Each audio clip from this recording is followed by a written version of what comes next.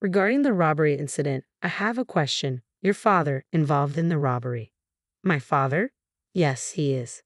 Is he at home now? Yes, he's here. Would you like to speak with him?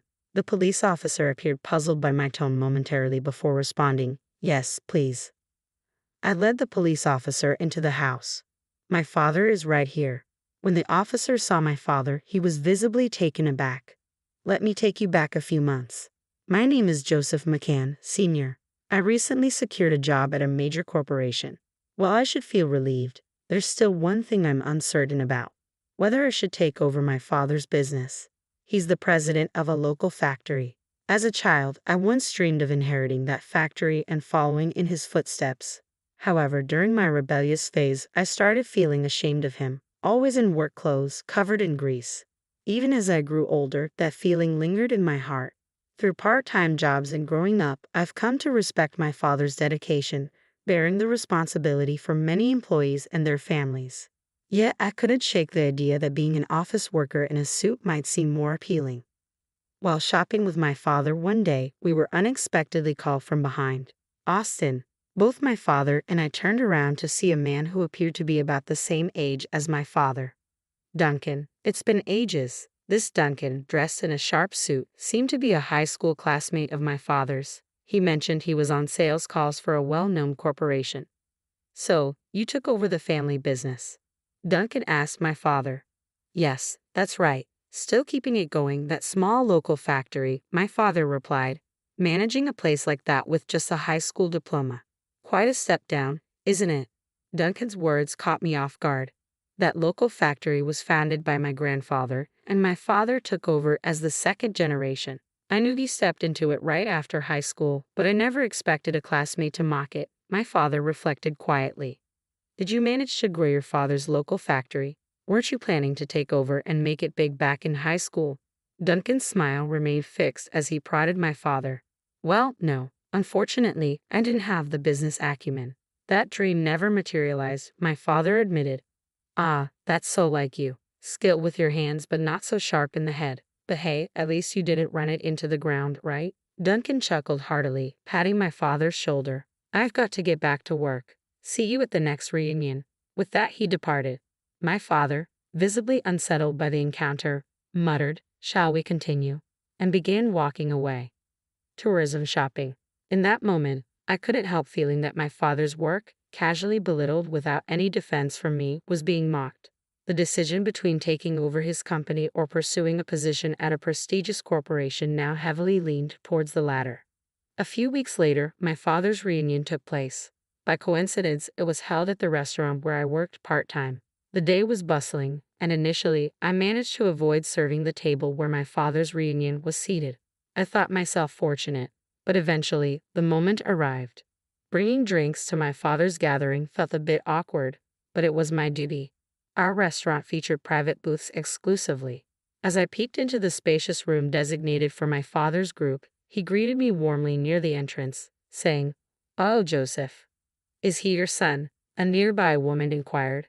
My dad introduced me as his son, prompting me to politely respond, "Oh, nice to meet you. My father is in your care." As I placed the drinks on the table, I endured the inebriated classmates' remarks about how much I resembled my father or how serious I seemed, then made a hasty exit. From across the room, Duncan spotted us and called out, "Joseph, wasn't it? We just spoke the other day. Are you still planning to take over Austin's local factory?" When Duncan drunkenly questioned me, I responded with a mix of disdain and honesty, "No, I'm still weighing my options." Duncan then loudly advised, "Don't bother with it. Austin's company is nothing special. Joseph should aim for a position like mine instead of taking over that small-time business." He launched into a self-congratulatory tale of his career, but something felt amiss.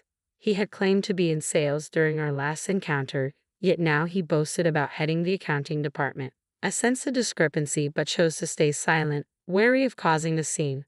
However, my father, influenced by alcohol, couldn't hold his tongue. "We just saw each other recently. Did you switch departments so soon?" "It's only been a few weeks. Quite a rapid promotion, eh? Sales didn't suit you." His words silenced Duncan, who stuttered in response. Yes, that's right. Sales wasn't my thing. I moved up to head the accounting department right after the switch. That's odd. I heard your company merged with a global enterprise, and the accounting functions moved overseas, didn't they? My father's observation revealed that Duncan's touted company had indeed merged into a global corporation. Others seemed aware of this but had refrained from commenting, leading to laughter at my father's remark. Hey Duncan, how's it going? Head of accounting at that merged company, right? My father's innocent question shattered Duncan's composure. Please, enough. I can't stay at this gathering. Embarrassed and frustrated, Duncan stormed out, his footsteps echoing loudly. I hope I didn't say something wrong, my father mused, concerned. Those around reassured him that it wasn't his fault. Duncan had always been sensitive. Seeing my father praised for his straightforwardness made me proud. Despite being a bit tipsy, he had the courage to voice what others struggled to articulate. It was admirable. 6 months passed. I continued grappling with the decision of whether to take over my father's company. The uncertainty weighed on me daily, leaving me increasingly confused. Then, one relaxing day at home, the doorbell rang. Since my mother wasn't home, I answered it. Yes. Hello, Mr. McCann, right? The visitor was a uniformed police officer. Startled, I replied nervously, yes, that's right, as worry crept in about what might be wrong. The officer said, I have some questions for your father regarding a robbery. Robbery? My father, I repeated, shocked. Yes, he's at home. Should I call him? Yes, he's here. Would you like to see him? My tone left the police officer momentarily puzzled, but he responded, yes, please. I pointed to this photograph on the altar. Here's my father, I explained. He passed away in a traffic accident. Oh, I'm sorry for your loss, the police officer said sympathetically. I asked him, who accused my father of robbery. I can't disclose that information. I apologize for the intrusion today. After expressing his regrets several times, the police officer departed. Who could have accused my father of robbery? I was frustrated, but soon found out. A few days later, I was at my father's local factory, now taking over since his passing. My mother had been helping out, but at over 50 years old and having limited experience with my father's work, it felt inadequate. It was up to me now. That's when Duncan burst in, demanding, Austin, come out. Give back what you stole. The factory's noise drowned out his words, but Duncan's voice cut through clearly, startling me. I wasn't the only one taken aback. The other workers paused in surprise as I addressed Duncan. My father isn't here. Then he's at home. Call him here. I've been robbed and I'm in trouble. Among the workers, I heard someone murmur, robbed the boss. Duncan, arms crossed, remained resolute, angrily insisting, bring out Aston. I confronted him. My father wouldn't steal from anyone. Are you sure there isn't a misunderstanding? No, it was Aston. He must have been jealous of my job at a big company and took my wallet. Fortunately, I didn't have it on me, but it's unacceptable that he robbed me. The police are useless, so I came here myself. Let me talk to Aston. Oh, when did this robbery supposedly happen? About 2 weeks ago, Duncan replied hesitantly, sparking murmurs among the workers. He seemed taken aback by their reaction. When I pressed him, it really was 2 weeks ago. Duncan's temper flared at my persistence. He shouted, what's the matter with you? Why do you keep questioning me? I already told you it was 2 weeks ago. I and Elite came all the way to this small, greasy local factory. Let me see Austin now. Duncan's outburst ignited a surge of heat in my chest. Enduring his disdain for my father's work and his employees at their workplace was tough enough, but accusing my deceased father of robbery was unbearable. He passed away in a traffic accident a month ago, so he can't be here, I informed Duncan. His face registered surprise. What? I pressed on. How could my father, who died a month ago, commit robbery? Are you sure you were actually robbed? I had learned at a recent class reunion that Duncan was prone to lying. Moreover, classmates revealed that Duncan had harbored a pointless rivalry with my father since their school days, fueled by unrequited affection from a girl who admired my father. I could have forgiven Duncan for trying to implicate my father in a crime based on such a petty rivalry. So, are you suggesting he committed robbery just before he died? Just as I was about to confront Duncan, who persisted in his accusations, a voice from another direction shouted, the boss would never do such a thing. He's a very serious person. That's right. The reason we're always short-staffed is because the boss teaches us skills and encourages us to be independent. He always prioritizes his employees and clients over profits. He was a good person. The voices defending my father echoed, causing Duncan to falter. Their praise deeply moved me. I felt ashamed for ever thinking my father's work was embarrassing. He was a boss respected by his employees and loved enough for them to defend him even in this situation. Tears welled up in Duncan's eyes as more voices in support of my father echoed through the factory. I delivered the final blow. I will definitely bring this to the police, accusing my father falsely. With that, Duncan let out a cry and rushed out of the factory. Following that, I went to the police to report Duncan's attempt to frame my father. As I had promised, the evidence included Duncan's statement, recorded on a mobile phone by one of the thoughtful employees. The police acted swiftly upon receiving the evidence, and Duncan was apprehended shortly thereafter. Duncan's attempt to frame someone with false charges landed him behind bars for a while. He had mocked my father while he was alive and continued to slander him even after his passing. I found some solace in thinking that he deserved the consequences.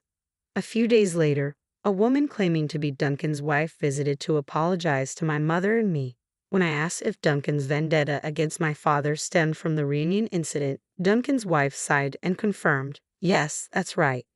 It seems it struck a nerve. The reunion triggered it." It turned out Duncan had once been a high achiever but had lost his job and struggled to find new employment. Meeting my father seemed to trigger something in him. Duncan's obsession with status led him to fabricate stories which unraveled when he drank and contradicted himself, ultimately embarrassing him. In his rage, Duncan decided to scapegoat my father, I said, stunned by the absurdity of it all. Duncan's wife shared my disbelief and revealed she intended to divorce him. Without children, and did face a lonely future, even if he were to be released from jail. After graduating from college, I made the decision to take over my father's company. With my father recently passed away, I felt apprehensive about managing the business.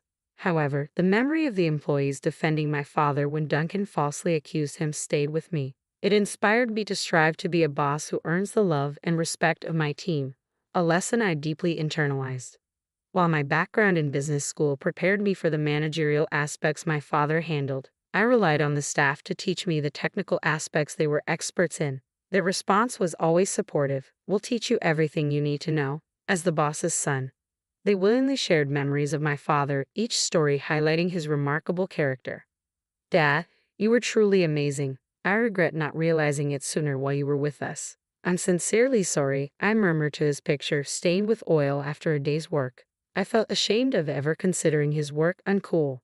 These days were a testament to his dedication and hard work. "I'll strive to become a boss like you, Dad. I'll work tirelessly to make your dream a reality." I spoke to his picture, feeling as though my father was smiling back at me. My goal is to honor my father's legacy by expanding our local factory, a family business since my grandfather's era. I'm determined